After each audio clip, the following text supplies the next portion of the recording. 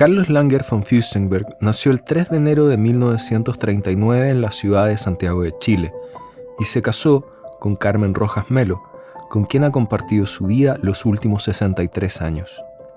De este matrimonio nacieron Gustavo y Mauricio, además de 2 nietos.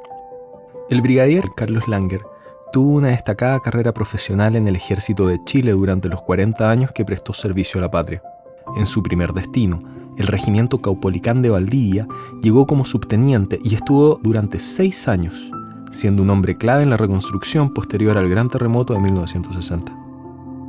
De manera posterior, Carlos Langer fue destinado al Regimiento de Infantería número 15 de Calama, ciudad en la que le tocó vivir el 11 de septiembre de 1973 y años posteriores.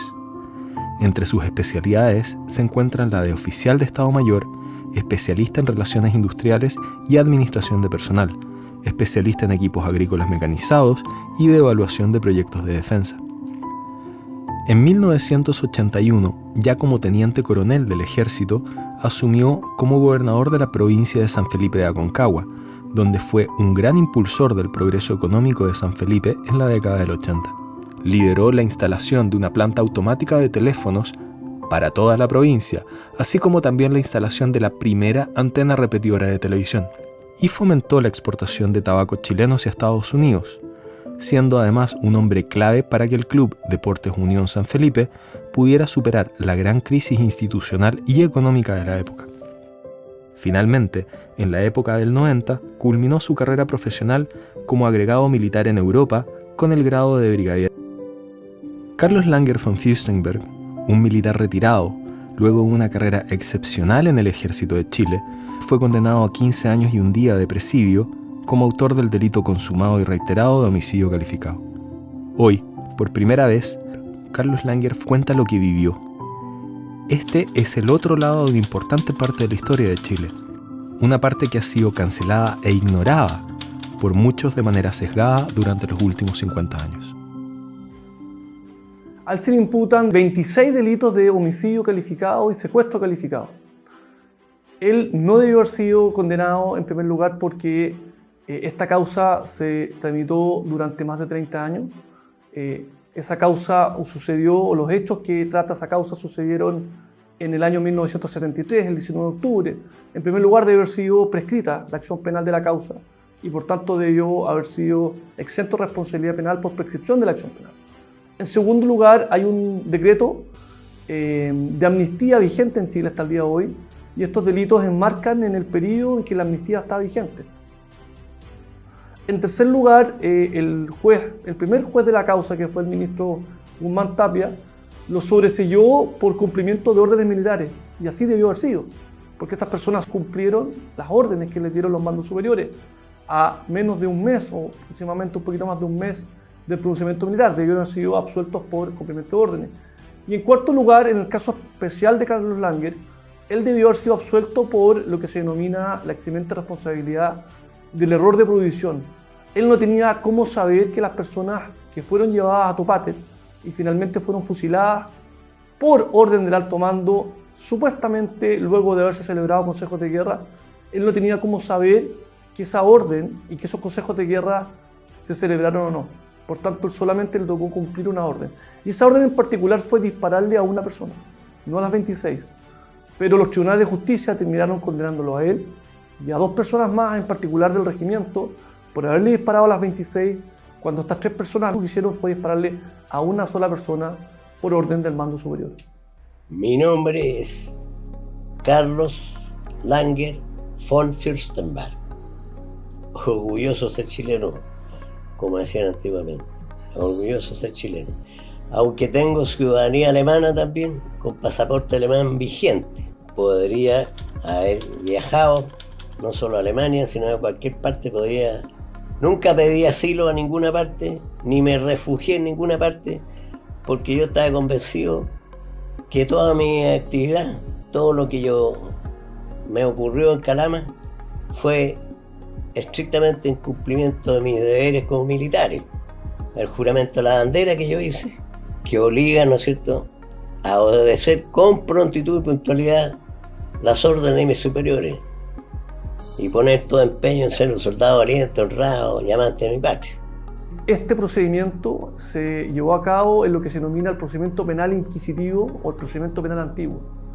Primero, don Carlos Langer jamás contó con un abogado cuando declaró en la causa. En ninguna de sus declaraciones hubo un abogado presente que le hiciera ver sus derechos, que le dijera que tenía derecho, por ejemplo, a guardar silencio, porque los únicos 3 oficiales que reconocieron haber disparado son los únicos 3 oficiales que finalmente fueron condenados en el caso Caravana Calama, y no otros, cuando había muchos más oficiales y suboficiales ahí mismo realizando la misma función. Nadie le dijo que tenía que guardar silencio, nadie le dijo que tenía derecho. Todos los testigos que declararon en la causa declararon sin que abogados defensores pudieran interrogarlo o contrainterrogarlo. Esto significa que no hubo debido proceso de derecho respecto a Carlos Langer. En tercer lugar, además, el mismo juez que investigó la causa fue el mismo juez que acusó y el mismo juez que finalmente terminó condenándolo.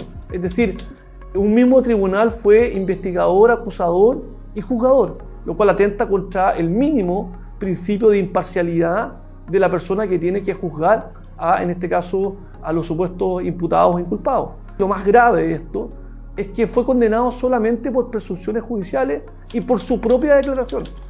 Fíjese que hoy día está prohibido condenar a una persona solamente por su propia confesión.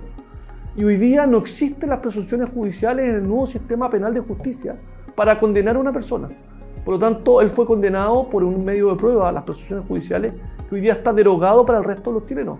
Y él fue condenado finalmente por su propia confesión. Además de tener todas estas irregularidades en el procedimiento judicial, esto termina lamentablemente en manos de la segunda sala penal de la Corte Suprema, en donde se sabe que casos emblemáticos como este, donde hay presión, obviamente esas presiones terminan obligando a la sala penal de la Corte Suprema a confirmar la causa como viene y a condenarlos a todos a las máximas penas posibles. Es decir, se junta lo político con lo jurídico. Y eso es muy malo y muy nefasto para cualquier persona que quiere ser correctamente juzgada y que requiere un mínimo, pero un mínimo de justicia.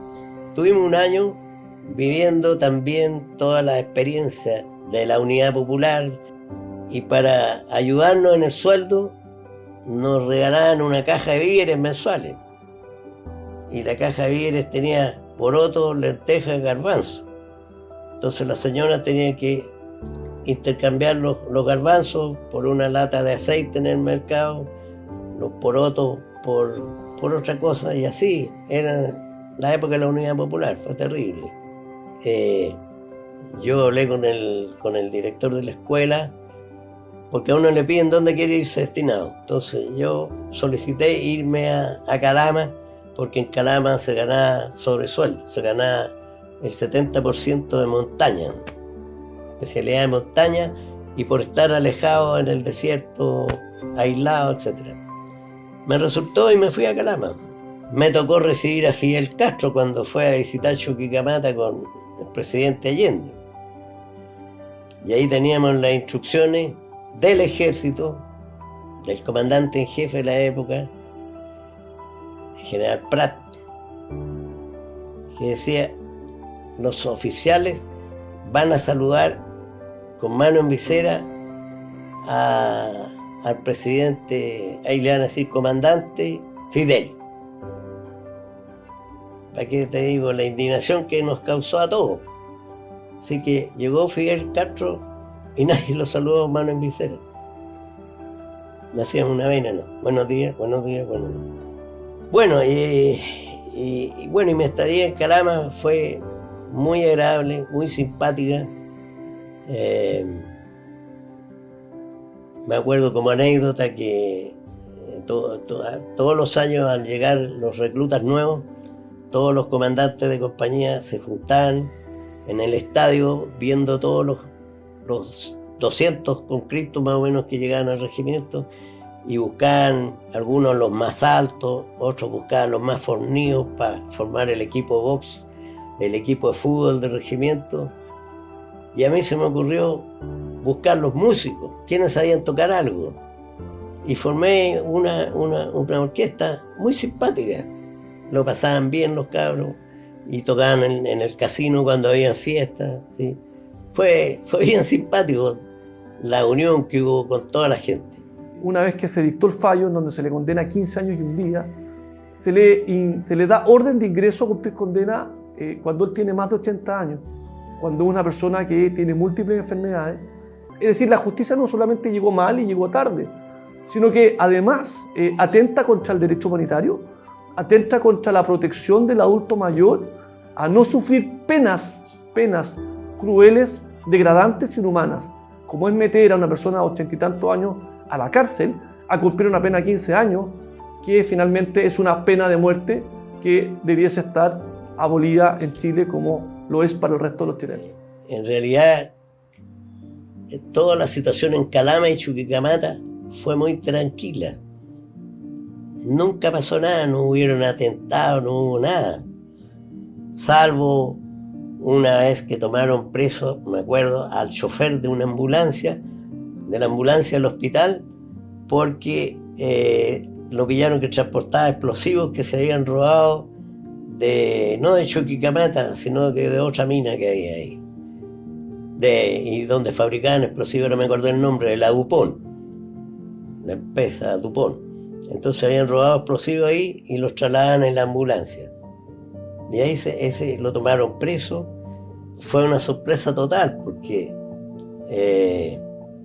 no teníamos idea en el regimiento, menos yo que trabajaba en la gobernación, porque yo no trabajaba en el regimiento. O sea, lo que se supiera en el regimiento yo lo venía a saber en la noche, cuando llegaba a la casa, cuando no habían teléfonos celulares tampoco para avisar, no había nada, así que era todo de palabra o por escrito lo que pasaba con organizaciones, con los panaderos, con los chacareros, con la gente que traía cosas, con los camiones que traían la carne de Argentina, donde yo los paraba y dividía, tanto va para Antofagasta, tanto se queda para Chuquicamata y tanto queda para Calama. Lo que me produjo varios enojos con el general de Antofagasta, porque alegaba que yo me tomaba atribuciones que no correspondían al darle menos carne a Antofagasta. Por suerte yo tenía un superior que se entendía con el general, que era el coronel.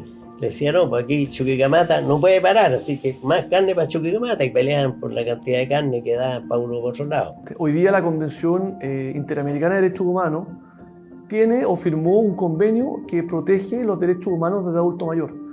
Y dentro de la normativa de esa convención ratificada por Chile, dicen que los estados partes deben abstenerse de imponer a personas, en este caso adultos mayores, penas crueles, inhumanas o degradantes. Y la verdad de las cosas es que privar de libertad en un recinto penitenciario a una persona de 90 años, de 85 años, 95 años, con Alzheimer muchos de ellos, con problemas renales, con problemas cardíacos, con problemas con distintos tipos de cánceres a los huesos, con discapacidad, reducida movilidad y con una serie de otras enfermedades, es un trato inhumano y es una pena degradante y cruel. Y además ese mismo convenio internacional de protección al adulto mayor, ratificado por Chile, también dice que los estados partes, y Chile es uno de ellos, debe promover medidas alternativas de cumplimiento de condena que sean distintas a la cárcel efectiva. Tanto es así que en el año 1981 y 1989, la Comisión de la Corte Interamericana de Derechos Humanos, a partir de la dictadura de Anastasio Somoza en Nicaragua, y a partir de esos casos, recomendó a Nicaragua el hecho de que personas mayores, adultos mayores o enfermos, cumplieran sus penas bajo régimen de arresto domiciliario, que tuvieran beneficios carcelarios o que finalmente recibieran indulto, por razones humanitarias de lo que ellos denominaron la doctrina de la liberación compasiva. Esa doctrina reconocida por la Corte Interamericana de Derechos Humanos no aplica en Chile. Hoy día no existe una ley humanitaria y el Congreso no la quiere aprobar porque hay 4 proyectos de ley durmiendo en el Congreso para poder tratar de mejor y de correcta manera al adulto mayor que es objeto de un juicio penal. ¿Qué problema va a haber para la sociedad en que estas personas, atendida su edad y atendida su estado de salud, enfermedades y deterioro cognitivo muchas veces, cumplan sus penas a su casa? Absolutamente ninguna. Por lo tanto, lo que se dice por parte de los derechos humanos, justicia, es solo venganza. Lo que se dice de los derechos humanos que buscan la verdad es lamentablemente solamente mentira. Es lo que quedó del proceso lo que ellos creen que pasó. Y injusticia, ni hablar. Bueno, y de repente nos avisan, en 10 minutos más llega el general Arellano, que viene como delegado del señor comandante en jefe del ejército. ¿Y qué hicieron ustedes en ese momento? Y el comandante del regimiento dijo ya, de inmediato,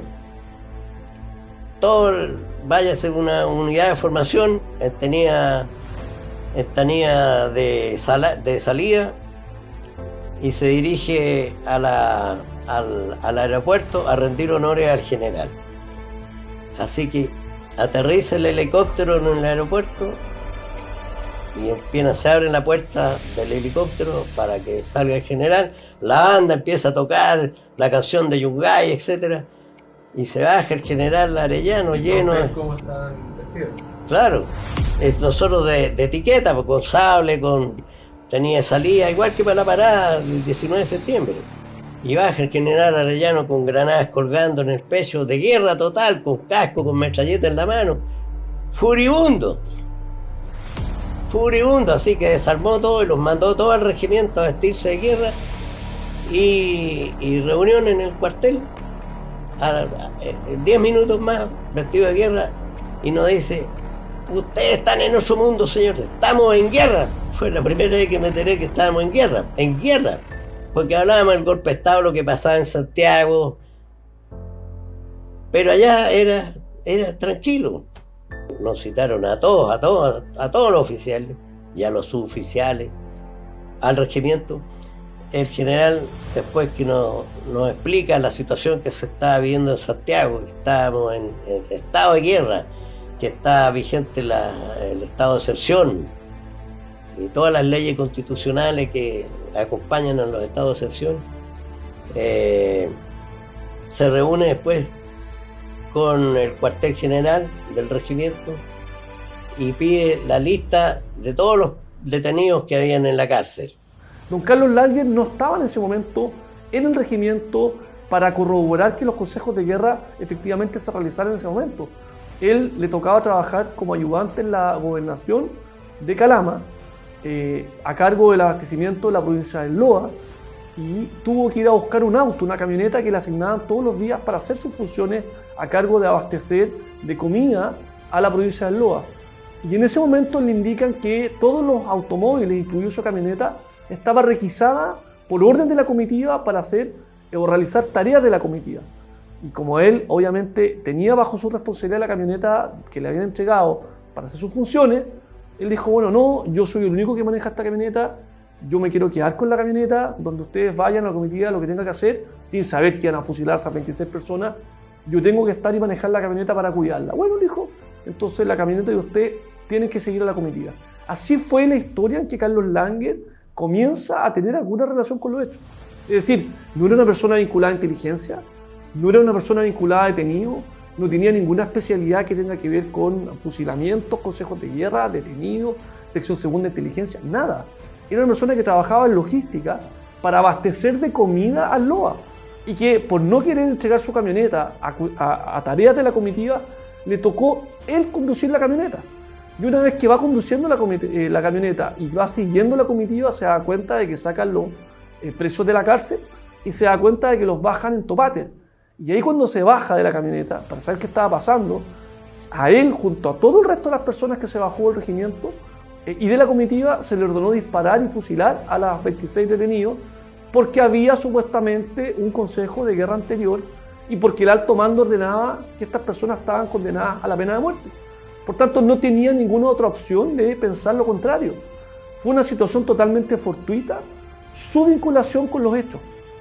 Y esa mala suerte que tuvo de llegar con la camioneta a ese lugar y tener que cumplir la orden, significó que hoy día se le condene a 15 años y un día. En eso llegó la hora de almuerzo y, como es costumbre y normal y de acuerdo a los protocolos, se hizo un almuerzo con el general y con todos los miembros que él traía en su comitiva. Y después de almuerzo, él le dijo al coronel, comandante del regimiento: acompáñeme a conocer Chuquicamata. Y lo sacó de ahí y se lo llevó. Y quedó al mando el segundo que traía el general Arellano. que era el coronel Arredondo. Y el coronel Arredondo, con el segundo comandante del regimiento, acordaron sacar los presos de la cárcel y hacer un consejo de guerra en el regimiento.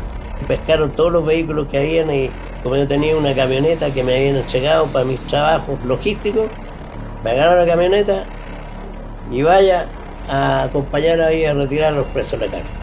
En el camino de vuelta, ¡pum!, la columna se desvía y llegan a un sector que se llama Topate, que era el lugar donde hacíamos los ejercicios militares normalmente, y se empieza a fusilar a los 28.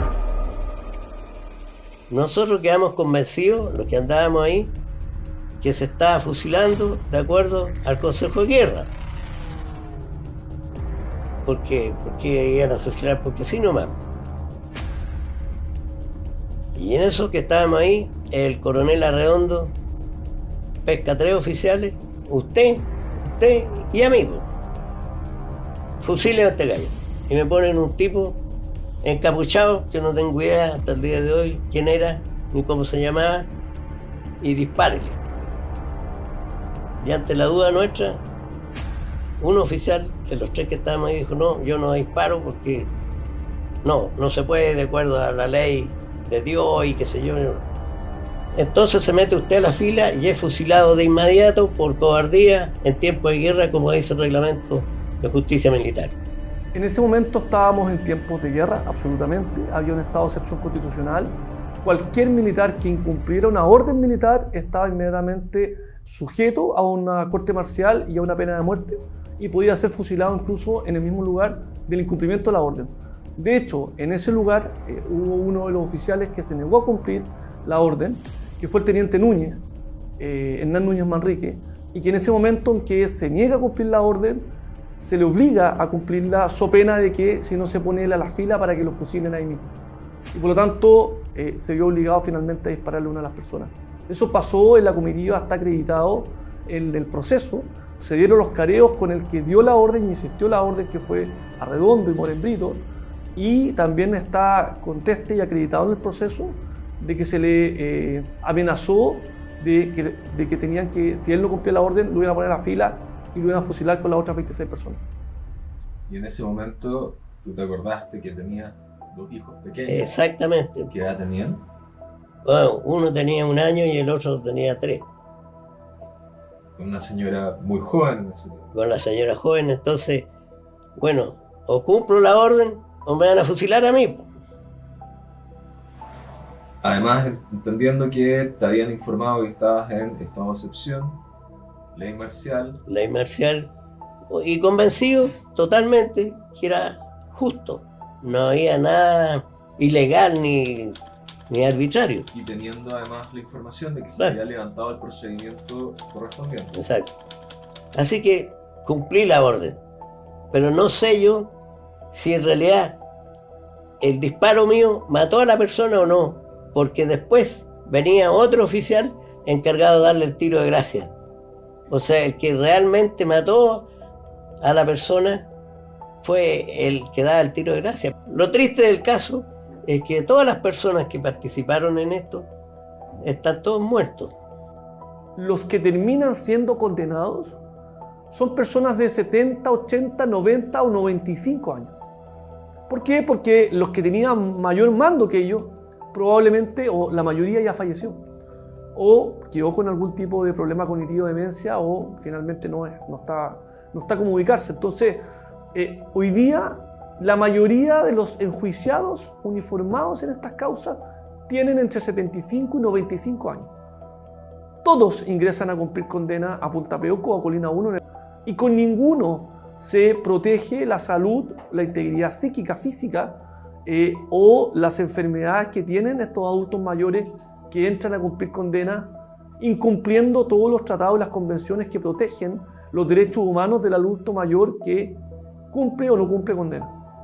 En Chile, cuando asumió el gobierno de Patricio Aylwin, tuvo su ministro de Justicia que cambió las leyes, y fueron famosas las leyes, no me acuerdo el nombre en este minuto, cumplido, las leyes cumplido.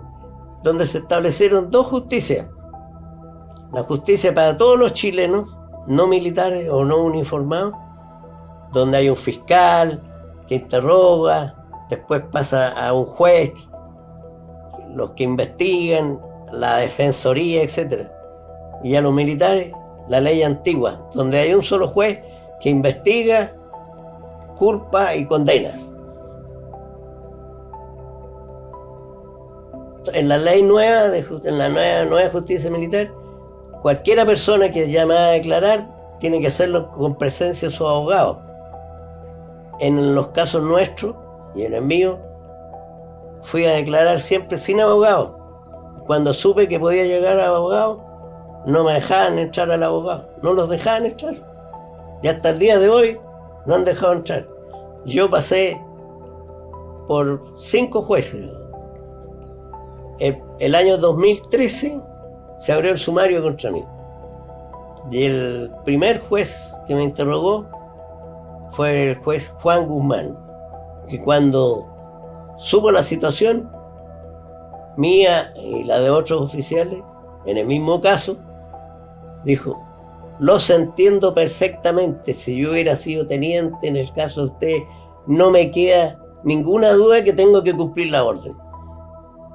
Y ese señor Juan Guzmán me absolvió. Hubo un juez durante toda la tramitación de este proceso que sí entendió lo que realmente pasó en los casos y episodios de Caravana Calama, en este caso Caravana Calama, que fue el juez Guzmán Tapia. Ese juez tuvo la racionalidad y entendió las circunstancias de la época y en su momento sobreseyó a don Carlos Langer y a otros uniformados por la eximente del cumplimiento de órdenes militares, porque no tenían otra opción que cumplir las órdenes del alto mando y en este caso del general Arellano, representando directamente a la máxima autoridad del país, el general Pinochet. Pero lamentablemente en su época la Ilustrísima Corte de Apelaciones de Santiago revocó esa decisión que era bastante acertada y terminó por someter nuevamente a proceso a Carlos Langer a efectos de obtener finalmente una condena de él. Pero la Corte de Apelaciones dijo que no me podía declarar inocente. ¿Ah? Sobreseer. Esa era la palabra. No me puede sobreseer mientras no termine el juicio. Después pasé al juez de apellido italiano, Montilio, el juez Montilio. El juez Montilio fue el primero que me ordenó tomar preso. Llegaron aquí un día de investigaciones a las 6 de la mañana, me querían sacar en pijama de la casa. Entonces tuvieron la deferencia de dejarme vestir y me llevaron a un cuartel de investigaciones que está cerca de la estación Mapocho. Y ahí juntaron como 30 oficiales de diferentes partes que había mandado a tomar detenido el juez Montilio. Entramos a la Corte Suprema por una puerta lateral, la calle estaba llena de gente con letreros: asesinos, criminales, que se... Entramos y entrando el juez Montilio estaba con papel en la mano: ya, los que quieran apelar firmen este papel. Y de ahí presentamos abogados y quedamos en libertad bajo fianza hasta el día de hoy, porque el lunes tengo que entrar a cumplir sentencia. Hay dos conceptos jurídicos que la Corte Suprema toma en consideración para no prescribir la acción penal, lo cual yo estoy totalmente en desacuerdo, que es el secuestro permanente, porque cuando no se encuentran los restos de las víctimas, la Corte Suprema entiende, y así lo entiende el resto de los tribunales, de que la víctima sigue secuestrada 48 años y hasta el día de hoy, lo cual es contrario a cualquier tipo de lógica o máxima de la experiencia. Y también porque ellos se amparan en tratados de derechos humanos que declaran los delitos de lesa humanidad imprescriptibles. Pero lo que ellos no toman en consideración es que los mismos tratados internacionales que así lo declaran, como el Estatuto de Roma, dice que dichas normas del Estatuto de Roma no pueden ser aplicadas retroactivamente. No pueden ser aplicadas a casos que entran o que ocurrieron con anterioridad a la entrada en vigencia de las mismas normas que declaran imprescriptibles los casos de lesa humanidad. Con el gobierno de Elwin, los políticos cambiaron la ley, hicieron la nueva ley, y los militares no nos consideraron esto, nos dejaron en la ley antigua. No se ha respetado la ley de amnistía, que está vigente y no la han derogado, solo que no la aplican los jueces. Después de esos 2 años que estuve en el comando de tropas de ejército, me destinaron a mandar el regimiento Yungay de San Felipe. Y ahí, además de ser comandante del regimiento, tuve la obligación de ser el gobernador provincial. Y como gobernador provincial tengo muy buenos recuerdos porque desarrollé una buena etapa. Resulta que en San Felipe no había teléfono, ni había televisión. Estábamos viviendo el año 82. Yo logré, moviendo mis cosas, moviendo amigos y qué sé yo, poner instalación los teléfonos. Y tengo recortes en los diarios, se logró la instalación de teléfonos en San Felipe gracias a la acción del gobernador. Lo mismo me pasó con la televisión, porque San Felipe está encerrado entre cerros y no llega la señal de televisión. Conversando con Televisión Nacional, con los ejecutivos que habían en esa época, logré que me autorizaran a probar con mis medios de telecomunicaciones militares colocar una antena repetidora en algunos sectores de San Felipe para lograr captar la señal de televisión. Logramos hacerlo y San Felipe tuvo televisión. Después, con los años, se colocó una antena repetidora en el Cerro Roble que transmite para toda la quinta región. Hay varias motivaciones. Lógicamente que los familiares de las víctimas tendrán una motivación de justicia. Pero lamentablemente muchos de los que están operando en el sistema tienen un incentivo económico. Todas estas causas van acompañadas de indemnizaciones millonarias de perjuicios a favor de las víctimas. Esa es una motivación, digamos. Y la otra motivación, obviamente, en muchas de las personas que están en este tema es la persecución a uniformados. La venganza, porque también existe el componente político. Ellos disfrazan el componente político de venganza en la obligación del Estado de no repetición. Siempre dicen eso, de que no haya impunidad. Y la verdad de las cosas es que no hay impunidad. Estas personas son juzgadas 45 años después. Estas personas tienen juicios que duran 5, 8, 10, 12 años, 15 años. Nadie puede decir que hay impunidad cuando estas personas están siendo juzgadas. Eso no es impunidad.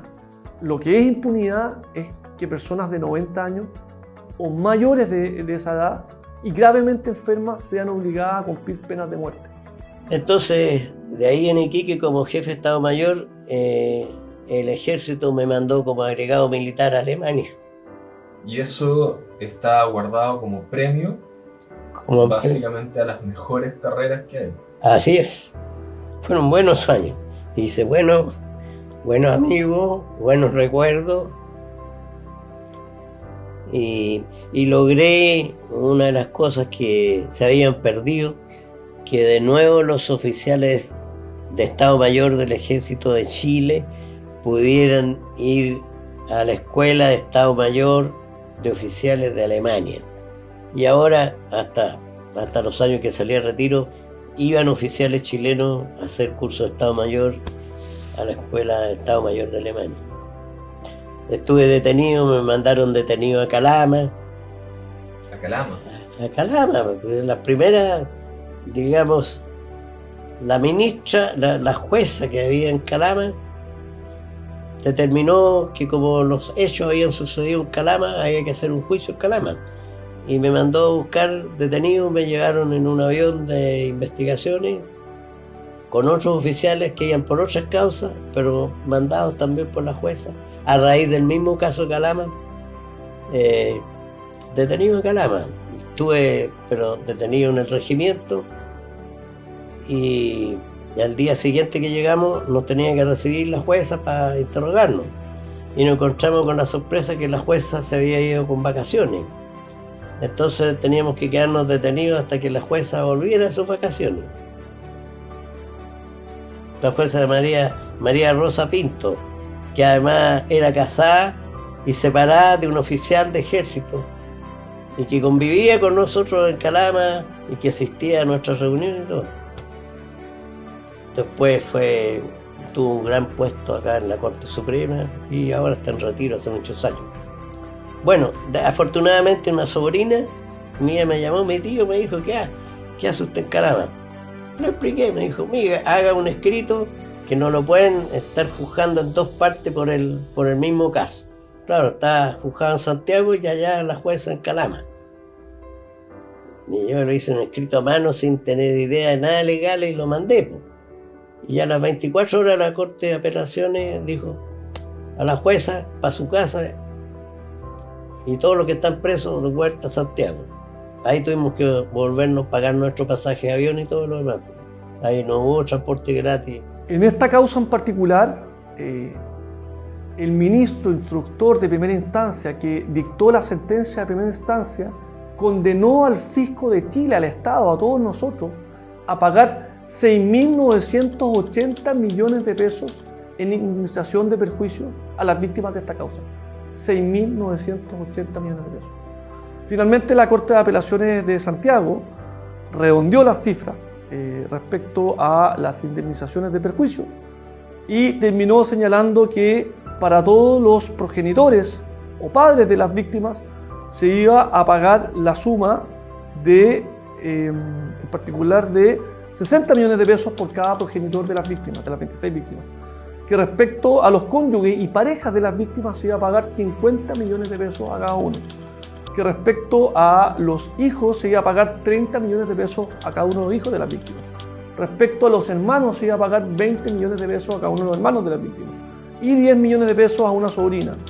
Pero lo increíble de este caso es que la Corte Suprema, que terminó validando todas estas cifras millonarias, hizo una pequeña declaración, una pequeña corrección, de que a pesar de que todos los hijos de las víctimas iban a recibir, como recién dije, 30 millones de pesos, a don Germán Berger Hertz, hijo de la señora Carmen Hertz, hijo de Carles Berger, uno de los condenados, uno de los fusilados, perdón, él va a recibir la suma de 100 millones de pesos y no de 30 millones de pesos como el resto de los hijos de las otras 25 víctimas.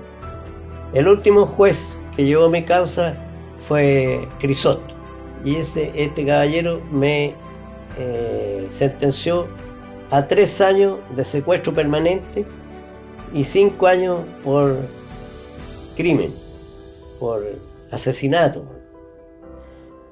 Y resulta que la Corte de Apelaciones, dentro de las apelaciones que hicimos nosotros, entendió que no había secuestro, porque la gente se sacó de la cárcel y se fusiló. El secuestro duraría 2 horas. Entonces me borraron el secuestro permanente. Pero la Corte de Apelaciones que me tocó tuvieron otro criterio. Si bien borraron lo del secuestro, me subieron 2 puntos la condena de 5 a 15 años. 5 si era la edad, el tiempo recorrido, la prescripción, nada. O sea, en este momento, para mí no son 15 años mi condena, sino que es una condena a muerte.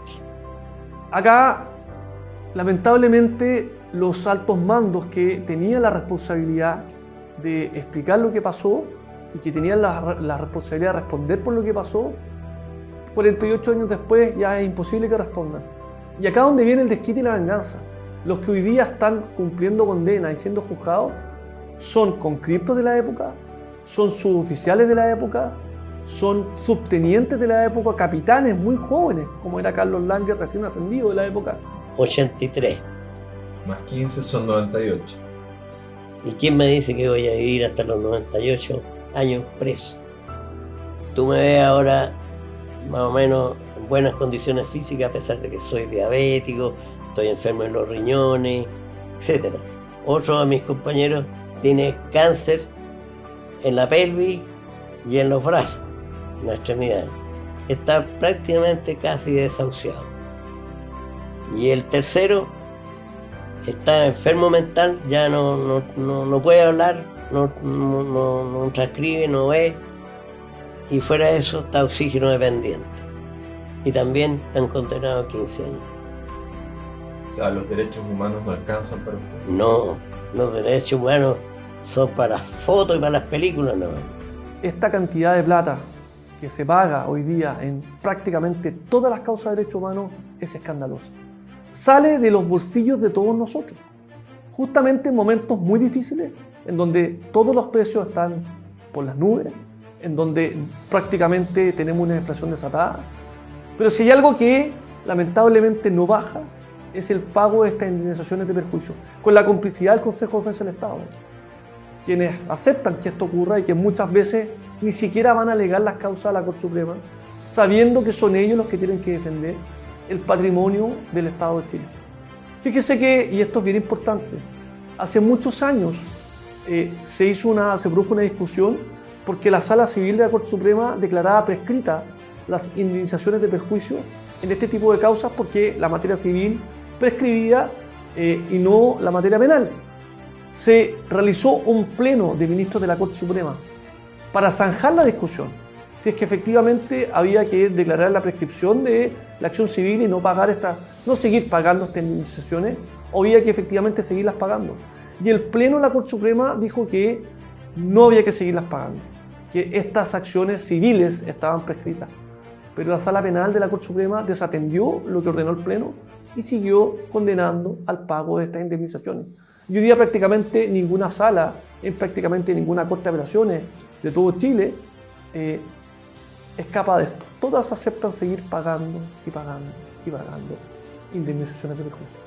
Nunca pedí asilo, ni intenté refugiarme en una embajada, ni salir por algún paso cordillerano, teniendo muchos amigos vaqueanos, conocedores del sur, qué sé yo, como lo han hecho otros. Ser juzgado después de 48 años en sí mismo es una injusticia. Porque los testigos desaparecen, los testigos fallecen, los testigos cuentan encontrarlos, la memoria es frágil 48 años después. La memoria de una persona que testifica en un juicio de esta naturaleza se va contaminando con información que va recibiendo a partir de su entorno. Por tanto, en sí mismo juzgar a una persona 48 años después es una injusticia. Por eso existe la prescripción de la acción penal, porque todos los países civilizados entienden que después de un tiempo razonable, y 48 años más que razonable, ya no es posible con justicia, con imparcialidad y con debido proceso juzgar a alguien. Pero Carlos Langer obviamente no está en ese grupo. A Carlos Langer se le aplicó un procedimiento inquisitivo total y absolutamente injusto. Un procedimiento inquisitivo que tiene el solo fin de obtener condena a como dé lugar.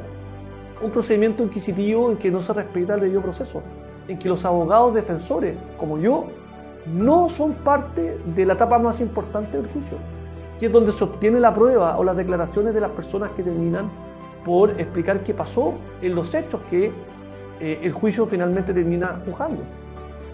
Y eso es muy injusto.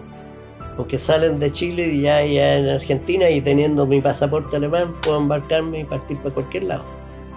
No lo hice porque yo estaba convencido que era inocente, porque he actuado de acuerdo a las leyes militares vigentes y cumpliendo órdenes. A mí no se me ocurrió salir a matar gente porque quería.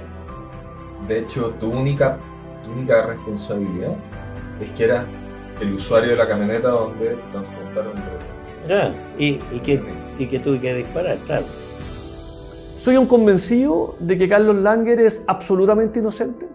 Soy un convencido de que Carlos Langer es víctima de un juicio político y no de un juicio estrictamente jurídico y técnico. Y soy un convencido de que eso lo transforma en un preso político al cual le están violando los derechos mínimos del adulto mayor en el cumplimiento de su condena.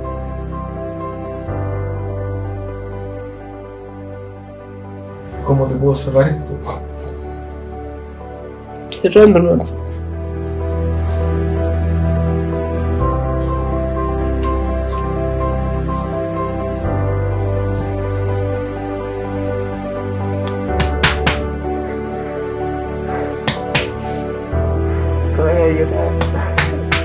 Fue estrictamente en cumplimiento de mis deberes como militares.